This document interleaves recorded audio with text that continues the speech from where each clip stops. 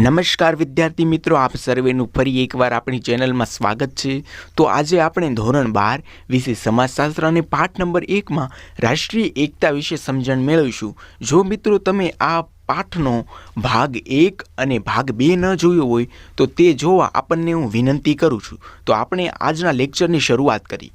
તો રાષ્ટ્રીય એકતા વિશે આપણે આજે સમજૂતી મેળવીશું। તો વિદ્યાર્થી મિત્રો, ભારત ભાષા, ધર્મ, પોશાક, જીવન નિર્વાહ, લિંગ પ્રમાણ વગેરેથી વિવિધતામાં એકતા ધરાવતો દેશ છે, તે હવે આપણે જોયું। હવે આપણે રાષ્ટ્રીય એકતા વિશે માહિતી મેળવીશું। જો વિદ્યાર્થી મિત્રો, અત્યાર સુધી આપણે શું જોયું કે ભારતમાં કઈ પ્રકારની વિવિધતા જોવા મળે છે। હવે આપણે જોઈશું કે આ વિવિધતામાં પણ ભારતમાં એકતા કેવી રીતે છે તે મુદ્દાની આપણને અહીંયા વિગતવાર સમજણ મેળવીશું। ભારત અનેક વિવિધતાથી ભરેલો ઉપખંડ છે। અહીં સામાજિક, સાંસ્કૃતિક, ભૌગોલિક, ધાર્મિક, ભાષાકીય, પ્રાદેશિક વગેરે પાસાઓમાં અનેક વિવિધતા જોવા મળે છે। આ વિભિન્ન ઉપજૂથો વચ્ચે પારસ્પરિક સહાયભર્યા, સુમેળભર્યા સંબંધ હોય તે જરૂરી નથી, પરંતુ અનિવાર્ય છે। જો અહીં શું કહેવામાં આવ્યું છે, ભારતમાં ઘણી પ્રકારની વિભિન્નતાઓ અને વિવિધતાઓ જોવા મળે છે, પરંતુ અહીં બધા જ સમાજ અને જૂથો વચ્ચે સહાયતા ભર્યાનો અને સુમેળ ભર્યા સંબંધો જોવા મળે છે। ભારતીય સમુદાયના નાગરિકો પરસ્પર એકબીજાને તેમજ સમગ્ર રાષ્ટ્ર પ્રત્યે વફાદાર હોય તે અનિવાર્ય છે। જો અહીં ભારતીય સમુદાયમાં શું હોય છે કે ભારતના નાગરિકો પોતાના રાષ્ટ્ર પ્રત્યે વફાદાર હોય છે અને એકબીજા પ્રત્યે પણ વફાદાર હોય છે। બધા ભારતીયો રાષ્ટ્રના ધ્યેયોને પોતાના અંગત ધ્યેયો ગણે તે રાષ્ટ્રીય એકતા માટે મહત્વનું છે। જો અહીં શું કહેવામાં આવ્યું છે કે બધા જ નાગરિકો ભારતીય રાષ્ટ્રીયના ધ્યેયો એટલે ભારતના ધ્યેયોને પોતાના ધ્યેયો માનીને જો તે ધ્યેયો ઉપર કામ કરશે તો ભારતમાં રાષ્ટ્રીય એકતા ખૂબ જ પરવળશે। એટલે કે દેશના ધ્યેયોને પોતાના ધ્યેયો માની અને કામ કરવું તેવું અહીં સમજાવવામાં આવ્યું છે। જો આમાં શું કહેવામાં આવ્યું છે, ભારતીય સમુદાયના વિકાસ કે પ્રગતિમાં હાલ કોમવાદ, આતંકવાદ, જ્ઞાતિવાદ, નક્સલવાદ, પ્રદેશવાદ, ભાષાવાદ, અલગતાવાદ જેવી સમસ્યાઓ પડકારરૂપ છે। જો વિદ્યાર્થી મિત્રો આ એક માર્ગમાં પૂછી શકે છે કે ભારતમાં વિકાસમાં અવરોધરૂપ આવતા કઈ કઈ સમસ્યાઓ છે, તેમાં આપણે આટલી સમસ્યાઓ લખવાની। તેમાં આપણે શું લખવાનું, કોમવાદ, આતંકવાદ, જ્ઞાતિવાદ, નક્સલવાદ, પ્રદેશવાદ, ભાષાવાદ, અલગતાવાદ જેવી અનેક સમસ્યાઓ ભારતમાં વિકાસમાં સમસ્યારૂપ કે અડચણરૂપ બને છે। આગળ વાત કરીએ તો જો આ સમસ્યાઓને હલ કરીને રાષ્ટ્રીય એકતા પ્રસ્થાપિત કરવી એ આવશ્યક છે। આ રાષ્ટ્રીય એકતાનો અર્થ અને તેના સહાયક પરિબળો સમજ્યું।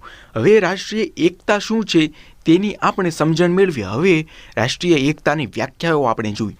ભારતના પ્રથમ પ્રધાનમંત્રી જવાહરલાલ નહેરુએ રાષ્ટ્રીય સંમેલનમાં રાષ્ટ્રીય એકતા માટે જણાવ્યું હતું કે રાષ્ટ્રીય એકતા એક મનોવૈજ્ઞાનિક અને શૈક્ષણિક પ્રક્રિયા છે, જેના દ્વારા બધા લોકોના દિલમાં એકતાની ભાવના અને સમાન નાગરિક હોવાનો અનુભવ અને રાષ્ટ્ર પ્રત્યે નિષ્ઠા અને પ્રેમની ભાવના વિકસિત થાય છે। જો જવાહરલાલ નહેરુએ એક વ્યાખ્યા આપી છે, જેમાં શું કહ્યું છે, રાષ્ટ્રીય એકતા એક મનોવૈજ્ઞાનિક અને શૈક્ષણિક પ્રક્રિયા છે। અને આગળ વાત કરતાં કહ્યું છે, જેના દ્વારા બધા લોકોના દિલમાં એકતાની ભાવના, સમાન નાગરિકતાનો અનુભવ અને રાષ્ટ્ર પ્રત્યે નિષ્ઠા અને પ્રેમની ભાવના વિકસિત કરવાની છે। આ જવાહરલાલ નહેરુએ આ વ્યાખ્યા આપી છે। બીજી વ્યાખ્યા તરફ નજર કરીએ તો G.S. ધુરીએ રાષ્ટ્રીય એકતાને એક મનોવૈજ્ઞાનિક અને શૈક્ષણિક પ્રક્રિયાના રૂપમાં સમજાવતા લખે છે કે રાષ્ટ્રના લોકોમાં એકતા, દૃઢતા, સબંધતાની ભાવના સામેલ છે, જેમાં લોકોના હૃદયમાં સામાન્ય નાગરિકની ધારણા તથા વફાદારીની ધારણા અને ભાવના જોડાયેલી છે। તો આ બીજી વ્યાખ્યા આપેલી છે। તો હું તમને કહીશ કે રાષ્ટ્રીય એકતાની વ્યાખ્યાઓ પૂછે તો તેમાં પ્રધાનમંત્રી જવાહરલાલ નહેરુની વ્યાખ્યા યાદ રાખવી, કારણ કે તે સરળ રહેશે। હવે જો વિનોબા ભાવેએ પણ એક વ્યાખ્યા આપી છે।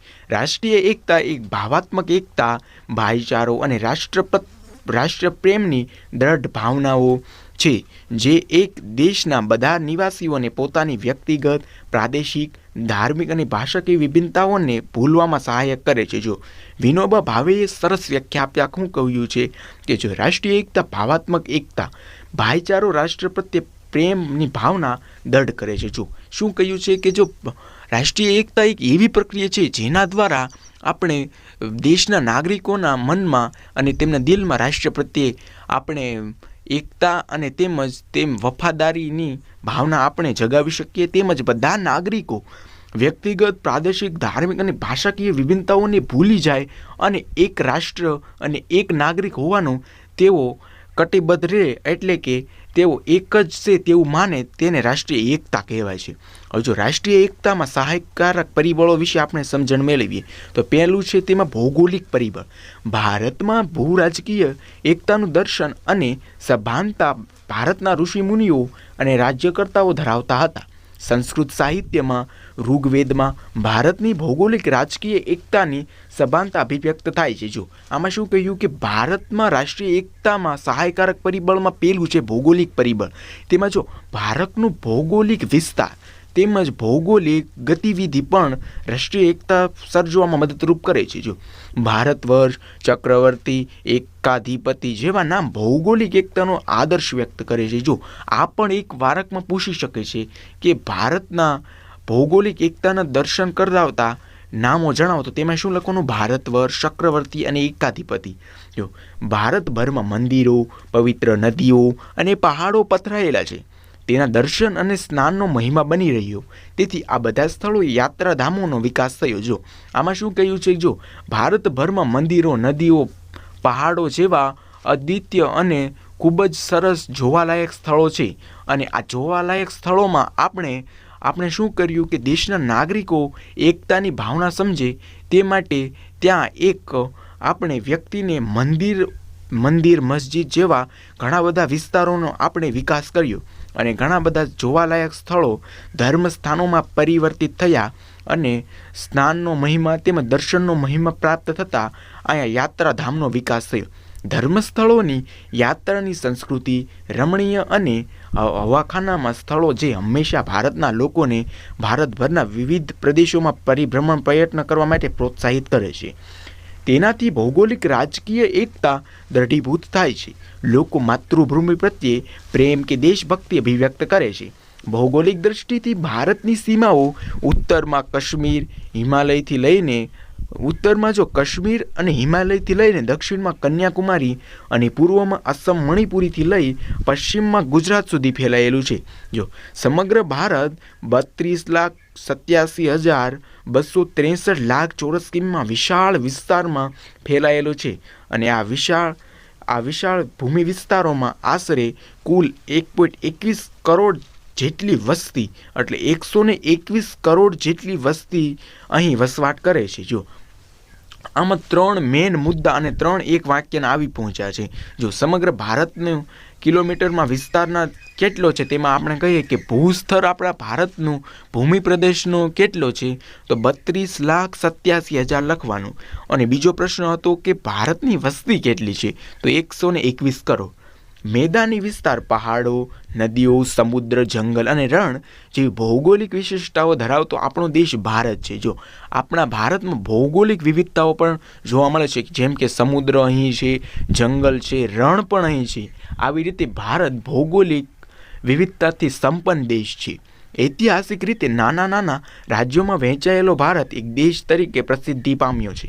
ભૌગોલિક વિવિધતાએ લોકોમાં જુદી જુદી પરિસ્થિતિઓમાં સાનુકૂળ થવાનું અને પરસ્પર મૈત્રીભાવ રાખી એકતા સ્થાપિત કરવાનું શીખવ્યું છે. જો આમાં શું કહ્યું છે કે ભૌગોલિક વિવિધતામાંથી આપણા ભારતના નાગરિકો તેમજ આપણને શું શીખવાડે છે ભૌગોલિક વિવિધતા, કે આપણે ભૌગોલિક વિવિધતાથી જુદી જુદી પરિસ્થિતિમાં આપણે કેવી રીતે સેટ થઈ શકીએ, એટલે કે પરિસ્થિતિમાં કેવી રીતે અનુકૂળતા લાવી અને ત્યાં વસવાટ કરી શકીએ અને મૈત્રી ભાવનાઓ પણ પ્રગટ થાય છે. તેમજ આગળ વાત કરીએ તો દુષ્કાળ, અતિવૃષ્ટિ, વાવાઝોડું કે પછી ધરતીકંપ જેવી કુદરતી આફતોમાં વિવિધ પ્રદેશો, વિવિધ જ્ઞાતિ, વિવિધ ભાષા, વિવિધ ધર્મના લોકો પરસ્પર મદદ અને ફંડ આપી વિવિધતામાં એકતાનું દર્શન કરાવે છે. જો આ એક મહત્વનો મુદ્દો છે. જો દુષ્કાળ, અતિવૃષ્ટિ જેવી હોનારતોમાં પણ આપણા ભારતમાં રાષ્ટ્રીય એકતા જોવા મળે છે. જો તેમાં વિવિધ જ્ઞાતિ, ભાષા, વિવિધ ધર્મના લોકો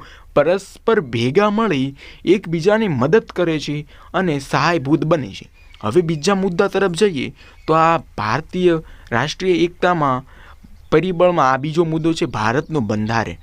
આટલા બધા વૈવિધ્યભર્યા દેશમાં રાષ્ટ્રીય એકતા સર્જવામાં કોઈ પાયાનું પરિબળ હોય તો તે ભારતનું બંધારણ છે. જો એક પ્રશ્ન અહીં બને છે એક માર્ગનો કે ભારતમાં પાયાનું પરિબળ કયું છે જે રાષ્ટ્રીય એકતા માટે ખૂબ જ મહત્ત્વનું છે, તો તેમાં શું લખવાનું? ભારતનું બંધારણ એ પાયાનું પરિબળ છે રાષ્ટ્રીય એકતા સર્જવા માટે.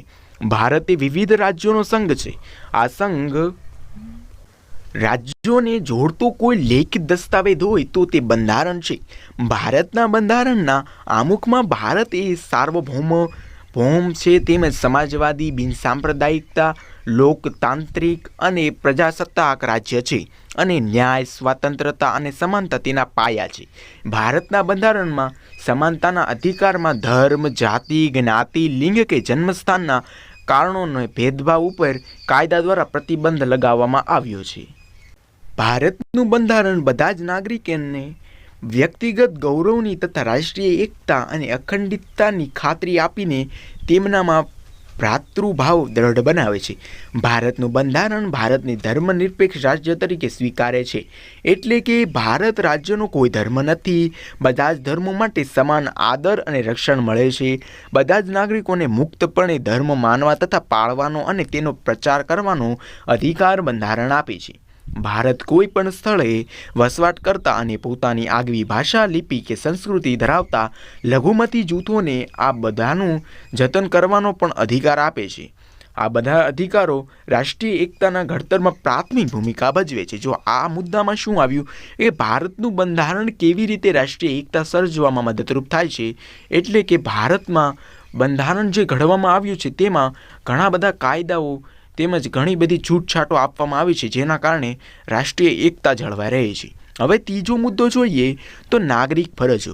ભારતના નાગરિકોની ફરજોમાં પણ રાષ્ટ્રીય એકતા નિર્દેશિત થાય છે, જેવી કે રાષ્ટ્રને વફાદાર રહેવું અને તેના આદર્શો, સંસ્થાઓ, રાષ્ટ્રધ્વજ અને રાષ્ટ્રગીતનો આદર કરો છો. અને પહેલું આ હતું કે રાષ્ટ્રને વફાદાર રહેવું અને આદર્શો, સંસ્થાઓ તેમજ રાષ્ટ્રધ્વજ અને રાષ્ટ્રગીતને વફાદાર રહેવું અને તેનો આદર કરવો.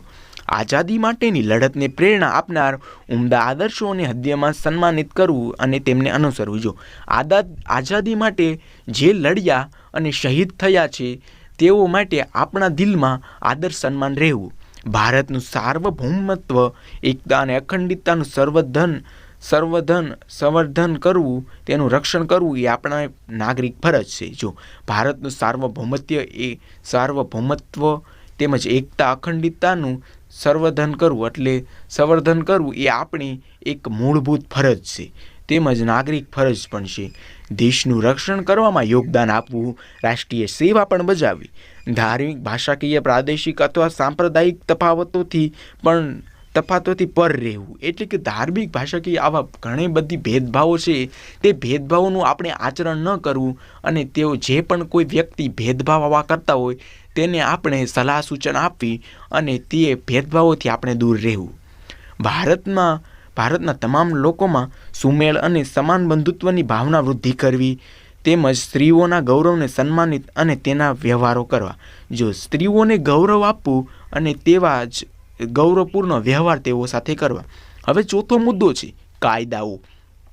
ભારતીય ફોજદારી કાયદાઓ જેવા કે જ્ઞાતિ, કોમ કે વર્ગ સંઘર્ષના પ્રોત્સાહનને અટકાવતા કાયદા, રાષ્ટ્રીય એકતા માટે વિઘાતક આક્ષેપો કરી રાજદ્રોહ અટકાવતા કાયદા, અસ્પૃશ્યતા નિવારણ, ચૂંટણી આચારસંહિતાના કાયદાઓનું પાલન અને ઉલ્લંઘન બદલ સજા પણ રાષ્ટ્રીય એકતા જાળવવામાં મદદરૂપ કરે છે. જો ભારતમાં કાયદા દ્વારા રાષ્ટ્રીય એકતા કેવી રીતે મળી શકે છે, રાષ્ટ્રીય એકતા કેવી રીતે ફેલાઈ શકાય છે? જો કાયદા દ્વારા બધા જ નાગરિકોને એક સંગઠિત રાખી અને એક તેમને નિયમો બાંધવામાં આવે છે. કાયદાઓમાં નિયમો અનુસાર જ બધા જ નાગરિકોને વર્તન કરવું અને કાયદાઓનો ભંગ બદલ સજાઓ પણ આપવામાં આવે છે, જેના દ્વારા રાષ્ટ્રીય એકતા જળવાઈ રહી છે. પાંચમો મુદ્દો અને જે આપણે જોઈએ તો લોકશાહી પ્રણાલી.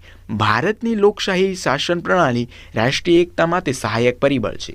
ભારતની લોકશાહી પ્રણાલી જાળવવા સંસદ, વિધાનસભા જેવા ગૃહોની ચૂંટણીઓ તેમજ સ્થાનિક સ્વરાજ પંચાયત અને નગર નિગમોની ચૂંટણીઓ યોજાય છે. આ ચૂંટણીઓમાં દેશના 18 વર્ષથી ઉપરના કોઈ પણ નાગરિકને મતદાનનો અધિકાર મળે છે. જો લોકશાહી પ્રણાલી એટલે લોકોના હાથમાં સત્તા, એટલે દેશના નાગરિકો જ પોતાનો રાષ્ટ્રપતિ, મુખ્યમંત્રી, સરપંચ આવા જે સ્થાનો છે તેમાં કોને પસંદ કરવા તેનો નિર્ણય દેશના નાગરિકો પાસે છે. એટલે કે ચૂંટણીઓ યોજવામાં આવે છે જેમાં 18 વર્ષથી ઉપરના કોઈ પણ નાગરિક મતદાન અધિકાર મેળવે છે. આ રીતે સમાન મળેલ મતદાન અધિકાર એ રાષ્ટ્રીય એકતા માટે અતિ આવશ્યક પરિબળ છે. આ અધિકાર વ્યક્તિના કોમ, જાતિ, જ્ઞાતિ, ભાષા કે પ્રદેશથી પર રહીને મળે છે. એટલે કે કોઈ પણ ભેદભાવ, જ્ઞાતિ, કોમ, જાતિ આવા કોઈ પણ ભેદભાવ કર્યા વગર સમાન ચૂંટણીનો અધિકાર આપવામાં આવે છે. એટલે વ્યક્તિ સમાન નાગરિકતાનો અનુભવ કરે છે. સાથે કોઈ પણ ચૂંટણી માટે પોતાની ઉમેદવારી નોંધવાનો પણ અધિકાર આપે છે. એટલે કે ગ્રામસભાની હોય, વિધાનસભાની હોય, કોઈ પણ ચૂંટણી છે જે આપણા ભારતમાં અસ્તિત્વ ધરાવશે તેમાં કોઈ પણ સામાન્ય નાગરિક પણ ચૂંટણીમાં ઉમેદવાર તરીકે પોતાની નોંધણી કરાવી શકે છે. એટલે કે કોઈ પણ રાષ્ટ્રીય પક્ષ કે અપક્ષ દ્વારા કોઈ પણ ક્ષેત્રનું નેતૃત્વ પણ કરી શકે છે. આ રાષ્ટ્રીય પક્ષો પણ પોતાના પક્ષના નેતા, કાર્યકરો કે મતદાતાઓને આકર્ષવાનો પ્રયાસ કરે છે. જો આ રાષ્ટ્રીય પક્ષોની વિચારધારામાં તફાવત હોય પણ તેમનું અંતિમ ધ્યેય કોઈ પણ જ્ઞાતિ, જાતિ, ધર્મ કે પ્રદેશના મતદાતાને આકર્ષવાનું છે. જો આમાં શું કીધું છે, કોઈ પણ મતદારોને આકર્ષવાનું ધ્યેય એ કોનું હોય છે? કોઈ પણ પક્ષ, બે પક્ષ હોય તે બે પક્ષોનો પ્રયાસો કેવા હોય કે વધારે ને વધારે મતદાતાઓને પોતાની તરફ આકર્ષવાનું તેમનું એક લક્ષ્ય હોય છે. આથી આ રાષ્ટ્રીય પક્ષો એક પ્રકારની રાષ્ટ્રીય એકતા લાવવા માટે પ્રેરક બળ પૂરું પાડે છે. આમ દેશની સંસદ, વિધાનસભા કે સ્થાનિક સ્વરાજ્ય સંસ્થાએ લોકશાહી પ્રણાલી એટલે કે ચૂંટણી વ્યવસ્થા એ રાષ્ટ્રીય એકતા સર્જવામાં મહત્વનું પરિબળ જણાવવામાં આવે છે. તો દર્શક મિત્રો, વિદ્યાર્થી મિત્રો, આજે આપણે રાષ્ટ્રીય એકતાનો અર્થ, વ્યાખ્યા તેમજ તેને સહાયરૂપ પરિબળો આપણે 5 જોયા. હવે આગલા લેક્ચરમાં, આના પછીના લેક્ચરમાં આપણે 6ઠ્ઠો, 7મો, 8મો, 9મો અને 10મો રાષ્ટ્રીય એકતા માટે જે ઉપયોગી પરિબળ છે એટલે કે રાષ્ટ્રીય એકતા ફેલાવનારા પરિબળો છે તે 6 થી 10ની સમજૂતી આપણે આવતા લેક્ચરમાં આપણે સમજશું. અને આજના લેક્ચરમાં આપણે 1 થી 5 પરિબળો વિશે ચર્ચા કરી. જો તમને આ વિડીયો ગમ્યો હોય તો અંતે એક લાઇક અને એક સબસ્ક્રાઈબ કરવાનું ભૂલશો નહીં. અને આવનારા વિડીયો માટે તમને હું કહીશ કે તમે